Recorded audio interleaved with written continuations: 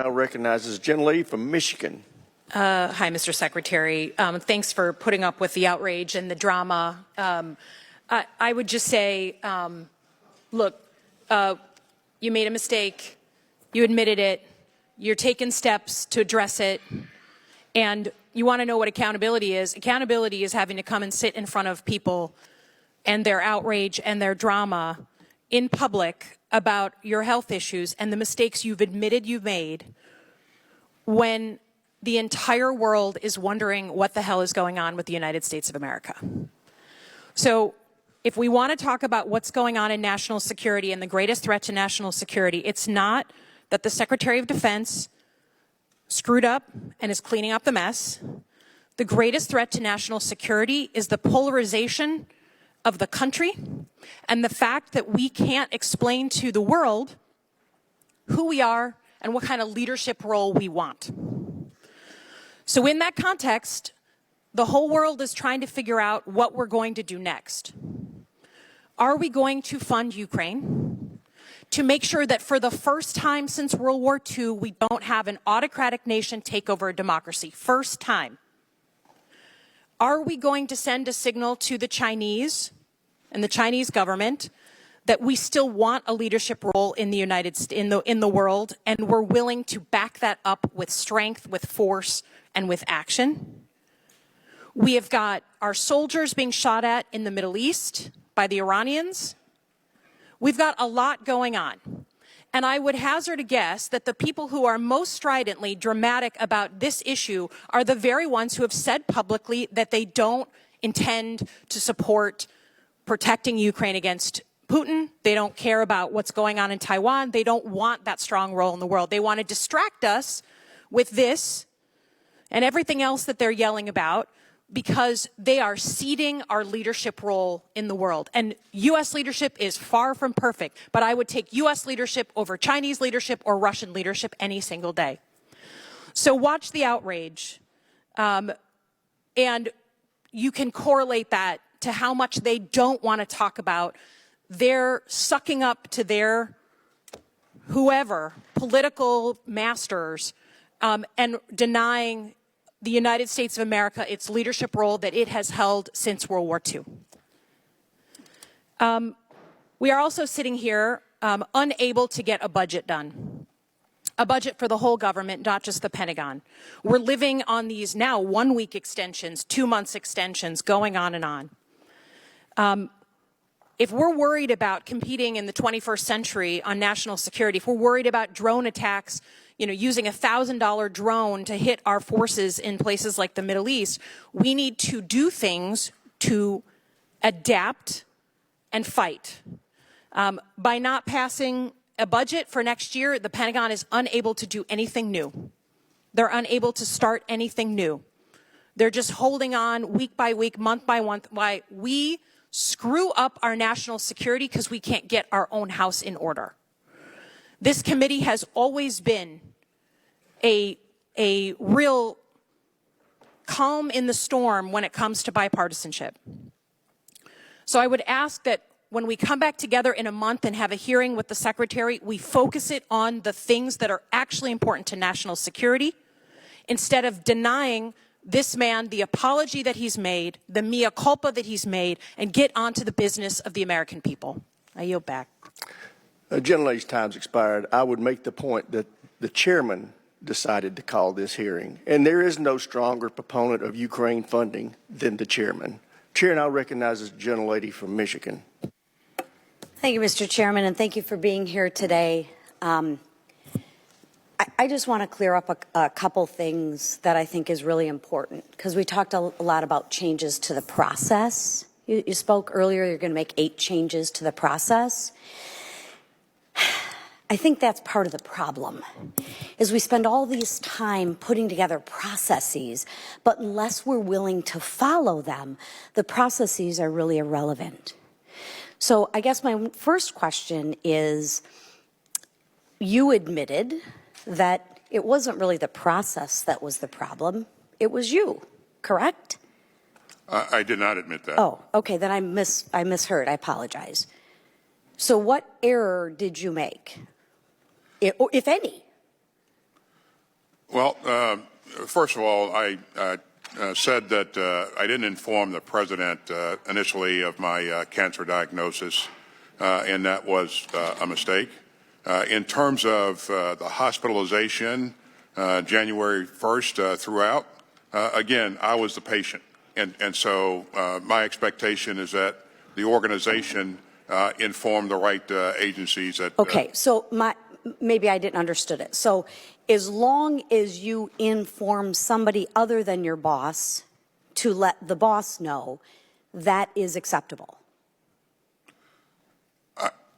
Certainly informing the chief of staff, the White House, the National Security Advisor, I think they would immediately inform the president. So yes, so it really wasn't your fault, it was the staff's fault. So you informed the staff made an error not to inform the president. I'm just trying to connect the dots. No. No, okay. The president, my chief of staff informed the National Security Advisor on the 4th of January, and then that notification followed through to the president. So in your opinion, you didn't make an error. It was the process that was the issue.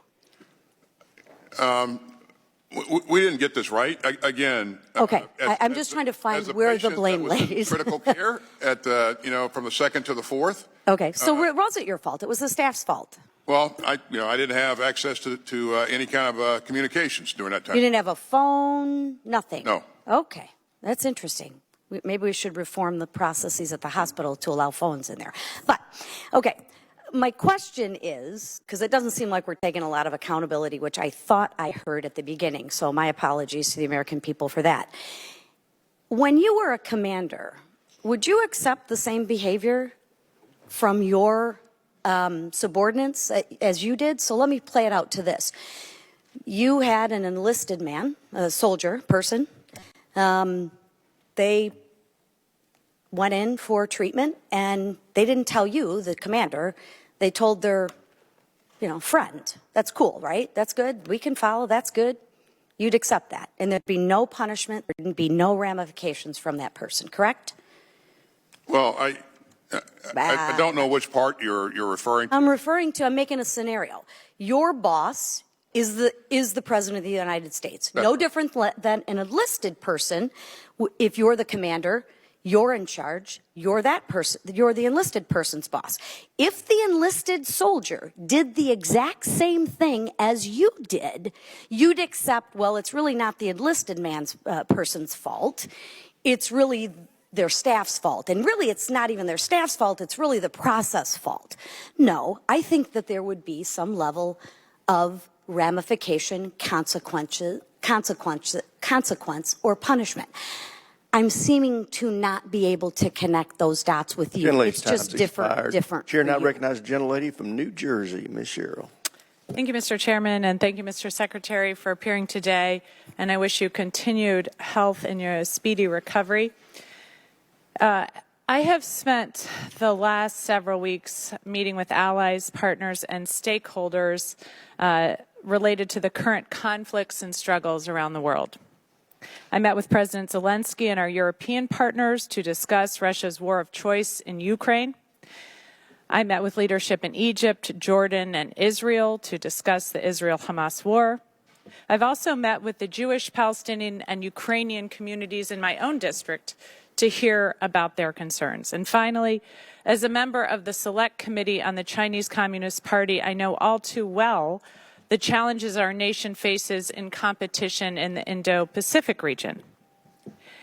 And despite these and other challenges the Department of Defense faces across the world, this legislative body has still not passed the appropriations needed to plan, to prepare, and to act in our nation's best interest.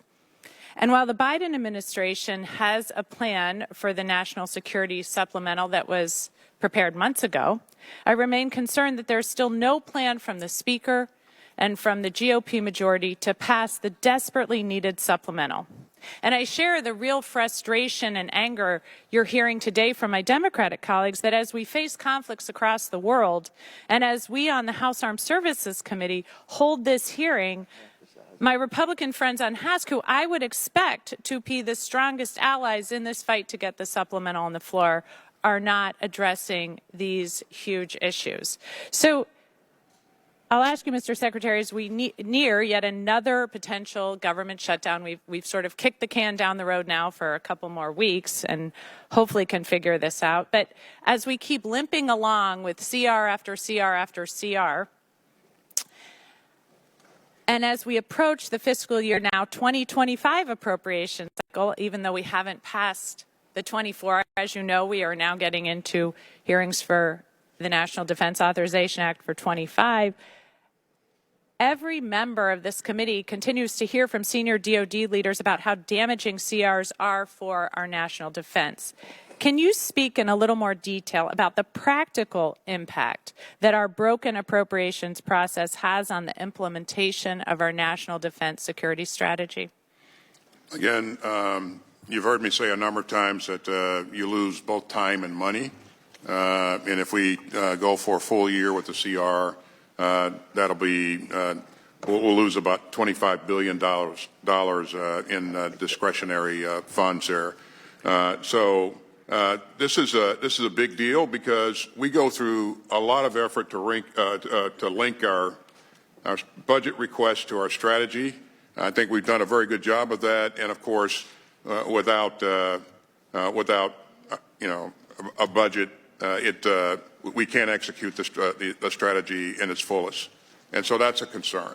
And again, as you look at the challenges around the world, our ability to do the right things to make sure that we maintain the edge in the Indo-Pacific, to help Ukraine counter Russia's aggression, and to do the things in the Middle East that we're doing to support Israel and to try to work to prevent the spread of a larger conflict. And again, we are supporting and doing a lot of things around the globe in support of our strategy, and without the funding, this doesn't. It hampers us. It hamstrings us. So. Time's expired. I would point out, consistent with our agreed upon time of ending this hearing, we will have time for 3 more questioners, Mr. Fallon, Ms. Escobar, and Ms. Mace. At that point, we will adjourn. I'd ask all of the members to submit their questions for the record, and I would ask the Secretary to respond to those in a timely fashion. And with that, the Chair recognizes the gentleman from Texas, Mr. Fallon. Thank you, Mr. Chairman. Mr. Secretary, I'd like to take you back to spring of 2021. It was in April of that year that you and other military senior leaders were discussing a drawdown in the war in Afghanistan with President Biden. He didn't take your advice, but like a good political appointee, you publicly remained supportive of his decision. Would you describe the withdrawal from Afghanistan as closer to a success or closer to a failure? I would say that I'm proud of the work that our troops did in a very challenging situation, and proud of the support that we provided to Afghans who wanted to exit the country, and we were not able to support all the folks that we wanted to support, but that effort continues as we speak today. So let me ask you that question again because it didn't get answered. Would you describe it closer to a success or a failure? I think, again, it was a very challenging situation. I think we were successful in getting in retrograding our people and our equipment under very challenging in a very challenging situation, and we're able to help a number of Afghans as well. In the 18 months prior to this administration coming to office in January of 2021, how many American lives did we lose in Afghanistan? I'm sorry? Prior to Joe Biden becoming president, in the prior 18 months, how many Americans did we lose in Afghanistan? How many military service members? Very few. I'd have to go back and check the record. I think it's exactly 0. Mm-hmm. And then we lost 13 lives under this administration's watch. 5,000 prisoners broke out of Bagram. We left billions of dollars worth of equipment. The Afghan army disintegrated within 2 weeks. And General McKenzie, General Milley, and I believe yourself as well, when we had a discussion in 2021, could not guarantee me or the American people that any of those 5,000 scumbags that did escape from Bagram weren't involved in the murder of the 13 service members that occurred under your watch. And why didn't we maybe have a withdrawal when it wasn't prime fighting season? I mean, all these questions, this I think in large measure could have been avoided. And then just a little walk through history here in the last couple of administrations. Vladimir Putin, a lot of my colleagues have talked about Ukraine. In 2008, Vladimir Putin stole a province from Georgia, and it was under George W. Bush's watch. And then 2014, he stole all of Crimea under Barack Obama's watch. And then a Russian-supported insurgency in eastern Ukraine kicked off as well. And then, Mr. Secretary, President of the United States from 2017 to 2021 was? Do you are aware who that was? 2013? 17 to 21. Who was the President of the United States? Of course, it was President Trump. Donald Trump. Yeah. Did Vladimir Putin embark on any new foreign adventures in those 4 years? He didn't, but... Okay, thank you. And then February 2022, what happened? You know, he certainly, I mean, that's when he attacked Ukraine and... Full-scale invasion, almost 200,000 regular Absolutely, Russian yeah. troops. So I think that if we were more concerned with our military projecting power and not worried about personal pronouns, it would be better for the American people and, quite frankly, the free world. Thank you, Mr. Chairman. I yield back. Chair, and I recognize the ranking member for a few statements. I'll be quick with this, but there was a peace treaty negotiated by Donald Trump with the Taliban that had a ceasefire in place. Shame Mr. Fallon is leaving because this could be educational. On May 1st, well, sometimes you can learn from listening too. I know it's a shocking concept. That peace treaty expired in May of 2021. The reason there were no casualties is because President Trump had promised the Taliban that we would leave, and therefore there was a ceasefire. Come May of 2021, if we were not gone, that ceasefire would have expired. So the rewriting of the history of Afghanistan in this committee is deeply troubling to me. Now, what would have happened in May if we were still there? I don't think the Taliban would have honored that ceasefire. And I don't think we would have had that zero casualty list for too much longer. So let's understand exactly what happened in Afghanistan instead of rewriting history. I thank the chairman for giving me that indulgence, and I yield back. Certainly. Chair now recognizes the gentlelady from Texas, Ms. Escobar.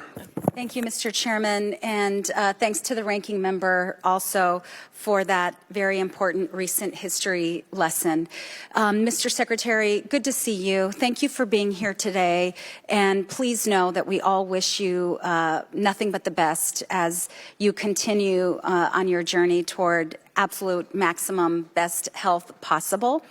I also want to thank you for the acknowledgement of in retrospect, what could have been done better, and for the 30-day assessment. I'd like to give you the opportunity to assure the American people who are watching what lessons were learned in that 30-day review, and looking forward, what can and will be done better. Well, the importance of prompt notification of key leaders, of a senior leader being ill or being hospitalized, and the importance of everyone in the chain, in the environment, understanding the policies and procedures, and are able to put those into play right away.